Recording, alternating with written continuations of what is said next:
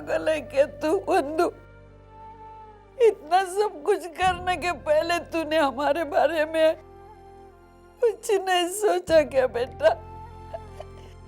मैंने तुझे जन्म दिया, पाल पोस के इतना बड़ा किया, ये सब करने के लिए। बोलना बेटी, पहले हम हमारे सचिन को खो चुके हैं। अगर तुझे कुछ हो जाता तो हम क्या करते बंधु? बंधु, अरे आज तक हजारों मुसीबतें आई, लेकिन हमने कभी मैदान नहीं छोड़ा।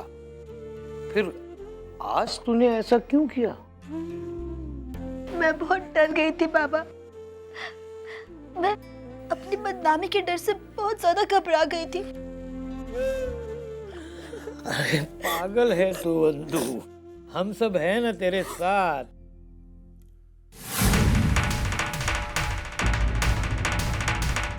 ये लड़की ना हमारे जिंदगी में आती, ना हम हमारे सचिन को खोते, ना ये बंधु पे ये नौबत आती।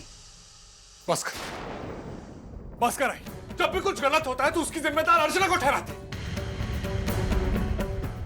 इस लड़की को तैरना नहीं आता था, तेरी बेटी को बचाने के लिए पानी में कूदी है, तुझे दिखता नहीं है? इसको इतनी अक्ल नहीं है? इसे तैरना नहीं आता तो क्यों उतरी मेरी बंधु को बचाने के लिए? अगर इसे कुछ हो जाता ना तो इसके घर वाले हमें गालियां बकते। बस करो सविता, तुम्हें कुछ समझता है या नहीं? अरे किसी की अच्छाई तुम्हें नहीं दिखती तो ना सही, लेकिन अच्छाइयों को बुराइयों का नाम मत दो। जाओ बंधु को अंदर ले जाओ। अर्चना, तुम भी अंदर जाना।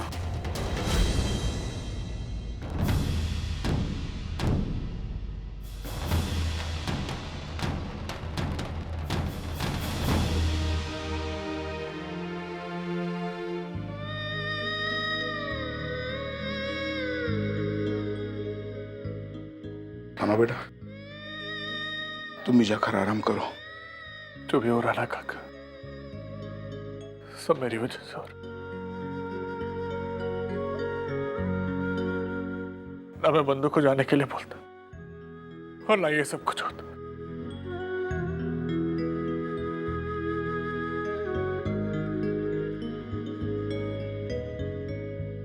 मानव, वंदिता का फंक्शन में हिस्सा लेने का फैसला हम सबका था, तो आप अकेले अपने आप को जिम्मेदार क्यों ठहरा रहे हैं? जो भी हुआ उसकी जिम्मेदारी हम सबकी है, तो हम सब मिलकर इस परेशानी से बाहर निकलेंगे। मानव, आप थक गए होंगे ना, जाइए जाकर आराम कीजिए।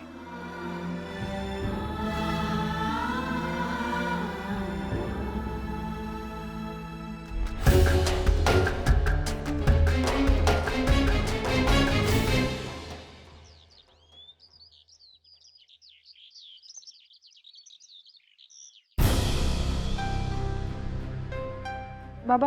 हाँ बेटा। चाह। हाँ।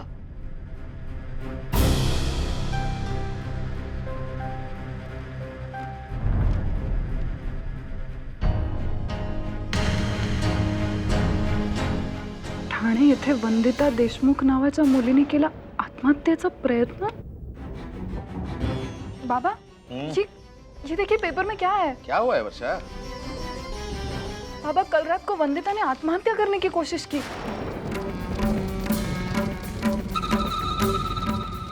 और पुलिस का कहना है कि पुरानी दुश्मनी या फिर झगड़ा इसकी वजह हो सकती है। अरे देवा, ये कैसे हो सकता है? कल ही तो मेरी अर्चू से बात हुई थी, उसने ऐसी कोई बात नहीं कही। अरे कैसे कहती? ये तो सब कल रात को ही हो गया है ना। हाँ, ये भी तो सही है।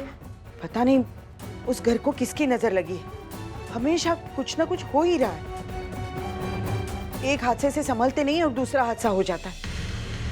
अब मुझे लगता है हमें बंधु को देखने के लिए वहां जाना चाहिए। हाँ हाँ सुलोचना, बिल्कुल जाना चाहिए, लेकिन वो क्या है कि मुझे पेंशन के सिलसिले में बाहर जाना है, तो तुम वर्षा को लेकर चले जाना। हाँ ठीक है, मैं चलती हूँ। चल वर्षु, हम जल्दी से तैयार होकर निकलते। चल। ये लो, फिर एक प्रॉब्लम। पता नहीं क्या लिखा है इन लोगों के भाग्य में, जब देखो तब कोई न कोई मुसीबत तो लगी ही रहती है। अरे ये तो सविता ताई है जो इतना सब कुछ सह रही है। उनकी जगह कोई और होता ना तो कब का टूट चुका होता। लेकिन तुझे लगता है लक्ष्मी, सविता ताई ये सदमा बर्दाश्त कर पाएगी? बेटी की बदनामी का बोझ उठाना कितना कठिन होता है। बात तो तू सही कह रही है। बाप्पा सविता ताई को ये सब कुछ सहने की ताकत दे और उनके जीवन में सुख शांति बनाए रखे। मैं तो जानती थी ये अजीत हमारी वंदू का पीछा नहीं छोड़ने वाला, और ये पेपर वाले वो नाम के साथ पता भी छाप देते हैं। इतने दिनों तक ये चार दीवारों के बीच में खबर थी, अब सारे मोहल्ले में हो गई और लोगों का नजरिया बदल गया मेरी वंदू की तरफ देखने का।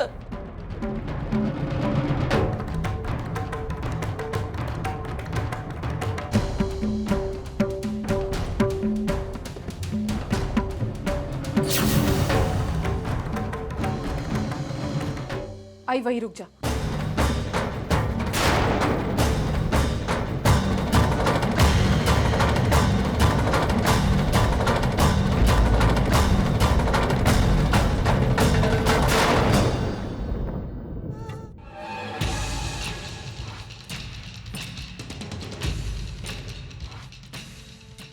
इस घर में तेरे जितने दिन बचे हैं उतने दिनों तक तू अपने मायके वालों से कुछ रिश्ता नहीं रखेगी, न वहां से कोई यहाँ मिलने के लिए आएगा। ये अगर मंजूर है तो ही तू अंदर आ सकती है। अरे आइए ना आप लोग अंदर। नहीं आई, तुम दोनों अंदर नहीं आओगे। ये कैसी बात कर रही हो अर्चना? मानव प्लीज, आप इस बारे में कुछ नहीं बोले तो अच्छा। आई, ये मेरा ससुराल है। मेरे ससुराल के लोगों की मर्जी मेरे लिए बहुत ज्यादा मायने रखती है।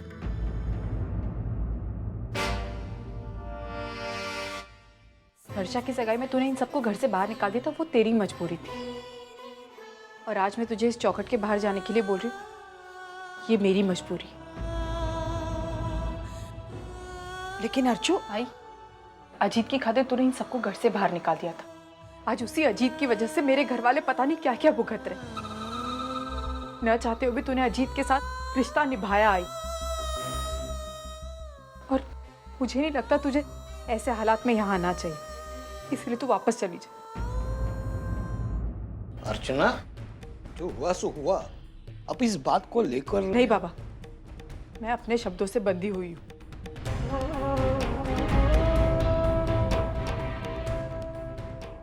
देखो सुलोचना ताई, मैंने तो कुछ नहीं कहा। आपकी बेटी आपको अंदर आने से मना कर रही है। अगर आप अंदर आना चाहती है तो आ जाओ और देखो मेरी वंदू के जिंदगी का तमाशा देखो। आई चल, आई चल यहाँ से, चल तू।